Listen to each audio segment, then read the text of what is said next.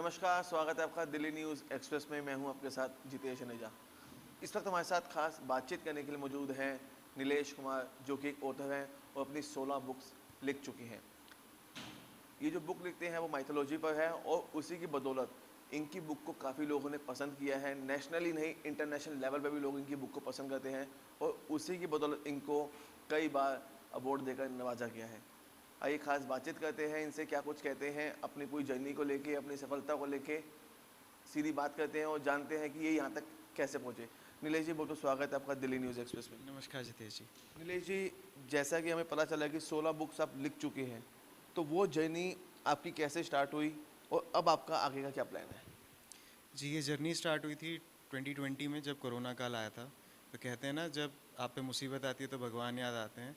तो उसी प्रकार ये जर्नी कुछ शुरू हुई, भगवान में मन लगा तो पता चला भगवान के बारे में अगर बातें लोगों को तक पहुंचाई जाएं तो उससे बढ़िया ज़रिया क्या हो सकता है। तो किताबों का सहारा लिया और किताबों के सहारों से किताबें लिखता गया और वो लोगों द्वारा पसंद आती गई। आज आलम ये है कि मेरी किताब all over the world Amazon, Flipkart और बाकी सारे बुक स्टोर्स पे अवेलेबल हैं। ऑडियंस की तरफ से काफ़ी अच्छा रिस्पांस है। अब इसी की शुरुआत में करते हुए शिव पुराण करके मैंने एक उसे सिंपल भाषा में करके लॉन्च करने का प्रयास किया है। क्योंकि देखिए, शिव पुराण काफ़ी लंबी किताब है, तो मैंने पूरी प्रयास किया कि मैं उसे कम से कम शब्दों में पूरी सरल हिंदी अनुवाद में लोगों तक पहुंचा सकूं, ताकि लोग शिव की महिमा के बारे में जान सकें। नीलेश जी, 3 साल के अंदर 2020 से आपने अपने सफ़र की शुरुआत की और 3 साल लगभग होने को आ गए हैं। 3 साल के अंदर 16 बुक्स आप लिख चुके हैं और उसको इतना लोगों ने प्यार दिया है। कितनी मेहनत लगी होगी इसके पीछे? देखिए सर, मेहनत और समय दोनों लगता है। वही बात है, जब आपके साथ ईश्वर होते हैं तब सारे काम आसान होते जाते हैं। देखिए, क्योंकि जब आप इस माइथोलॉजिकल लाइन में चीज़ें लिखते हैं तो काफ़ी चीज़ें आपको समझनी पड़ती हैं।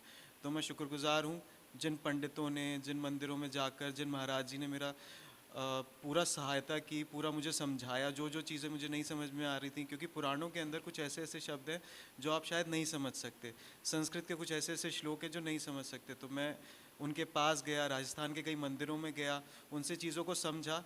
जब मैंने उन चीज़ों को सरल करा, समझा, लिखा, उस प्रकार मैंने अपनी किताबों के अंदर उन्हें उतारा और लोगों तक पहुंचाया। नीलेश जी, जैसा हमने देखा कि अभी आपको कई जगह पर अवार्ड देकर सम्मानित किया गया, जहाँ पे अभी आपको मशहूर सेलिब्रिटी स्मिता शेट्टी के हाथों से भी अवार्ड दिया गया। तो इन सफलता को लेकर क्या कुछ कहना चाहेंगे?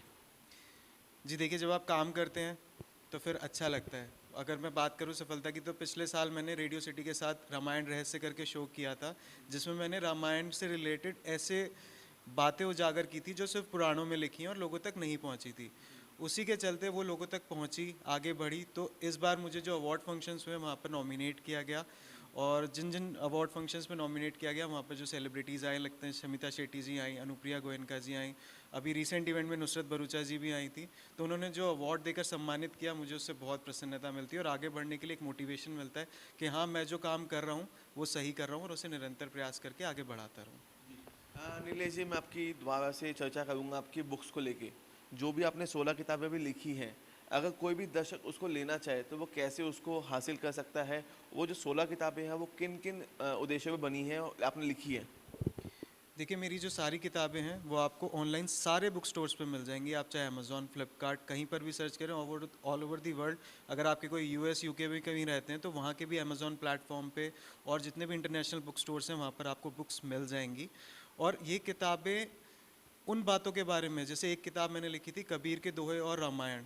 तो सब लोगों को कबीर के दोहे तो पता है, लेकिन उनका रामायण के साथ क्या कनेक्शन है वो नहीं पता। वो किसी ने नहीं लिखा, तो उसे मैंने एक किताब के रूप में प्रस्तुत किया।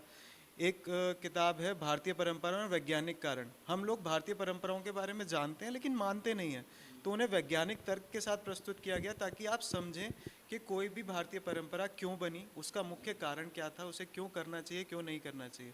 इसी प्रकार से शिव के बारे में, विष्णु जी के बारे में, गणेश जी के बारे में, हनुमान जी के बारे में जो जो बातें मुझे दुनिया से अलग लगी, जो लोगों तक नहीं पहुंची हैं, पुराणों से उन बातों को निकाल के मैंने लोगों तक पहुंचाने की कोशिश की है। तो हम यूँ समझें कि आप लोगों को जागरूक करने का काम भी कर रहे हैं अपनी किताबों के माध्यम से? जी, मैं लोगों तक जागरूकता फैलाना चाहता हूँ कि आप किसी भी ईश्वर को या किसी भी दैवीय शक्ति को किसी धर्म से ना जोड़ें, उनकी कही हुई बातों पर ध्यान दें। इसलिए मेरी हर किताब में किसी भी भगवान पर फोकस नहीं किया जाता। मेरा पूरा ध्यान रहता है कि उनकी कही बातों को आप तक पहुँचा सकूँ। सर, मैं बात करूँ यंग जनरेशन की, मैं यंग जनरेशन यूथ है हमारा, यूथ इन सब चीज़ों को नहीं मानता आज के टाइम में, या उनको हमारे जो पीछे जो हमारा पास्ट है उसको नहीं पता कि हमारे पास्ट में कैसे मैं बात करूँ वैज्ञानिकों को लेके बात करूँ, चाहे मैं भगवान को लेके बात करूँ, उनको इन चीज़ों का नहीं पता। उनको जो पता है जो आजकल चल रहा है वो सब पता है। तो वहाँ तक उन तक उस दिमाग उनके दिमाग तक ये बातें कैसे पहुँचाएं हम? देखिए, इसी सवाल के जवाब के लिए वो किताबें आई हैं।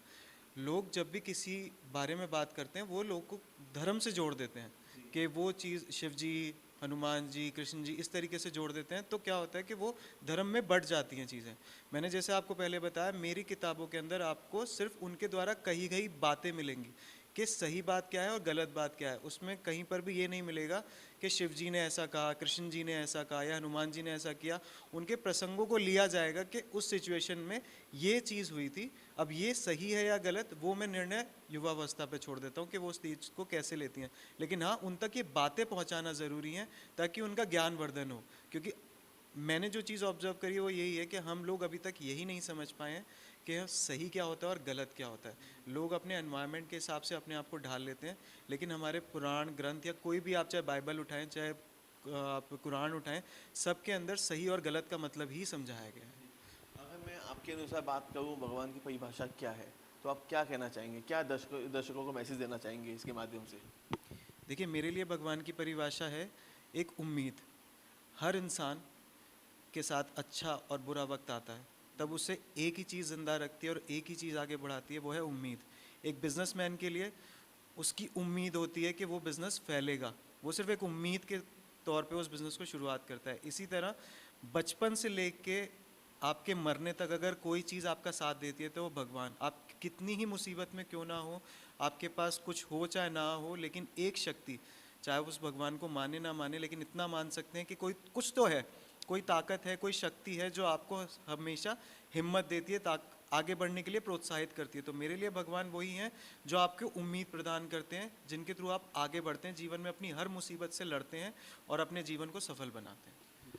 मैं बात करूँ नीलेश जी, अब आने वाले भविष्य को लेके, भविष्य में आपकी किस तरह तैयारी है, आने वाली बुक्स को लेके किस उद्देश्य में आप बुक्स लिखेंगे और किस तरीके से उसको आप लॉन्च करेंगे, क्या प्लेटफॉर्म रहेगा, लोगों तक कैसे पहुंचेगी? आपने ऑनलाइन की तो बात किया, अगर किसी को ऑफलाइन चाहिए हो तो वो उसको कैसे ले सकता है? देखिए, ऑफलाइन तो माध्यम अभी अवेलेबल नहीं है, मैं उसके लिए पूरा प्रयास करूंगा कि ऑफलाइन वो स्टोर्स में भी पहुंच सके। हालांकि इंटरनेशनली ऑफलाइन स्टोर्स में अवेलेबल है, इंडिया में अभी ऑफलाइन स्टोर्स में अवेलेबल नहीं हो पाई है, बट आप ऑनलाइन ले सकते हैं। दूसरा, अब जो मेरी जर्नी स्टार्ट हुई है, अब इसमें मैं जितने भी पुराण हैं हमारे और जो वेद ग्रंथ हैं, मेरा प्रयास ये रहेगा कि मैं उन्हें सिंपल सरल भाषा में लोगों तक पहुंचा सकूं, ताकि उसमें लिखा हुआ ज्ञान लोगों तक पहुंच सके। अगर लोग जानते हो तो हमारी संस्कृति में पहले गुरुकुल हुआ करते थे, जिसमें सारा ज्ञान वेद और पुराणों का दिया जाता था, जिसके थ्रू इंसान एक अच्छा मनुष्य बनकर सही और गलत का फ़र्क समझ पाता था। तो मेरा उद्देश्य यही है कि मैं सभी पुराणों को लोगों तक पहुँचा सकूँ, जिसकी शुरुआत मैंने शिव पुराण से की है। एक आखिरी सवाल और करूँगा नीलेश जी, अब जिस तरह हम देख रहे हैं अक्टूबर का महीना चल रहा है, रामायण शुरू होने वाली है, रामलीलाओं का मंचन होने वाला है हर जगह के अंदर। रामलीला होती है, कई बच्चे बूढ़े नौजवान हर उसको रामलीला को देखने जाते हैं, पर वास्तव में माने तो कई लोगों को रामलीला का मतलब नहीं पता कि रामलीला क्यों आयोजित होती है, इसका क्या उद्देश्य है। तो इसको लेके भी कुछ कहना चाहेंगे आप? देखिए, रामलीला के आयोजन में अगर आप ध्यान दें तो हर साल रावण को जलाया जाता है। रावण को जलाने का उद्देश्य लोगों तक यही होता है पहुंचाना कि बुराई का हमेशा अंत होगा ही होगा, चाहे आप कुछ ही कर लीजिए।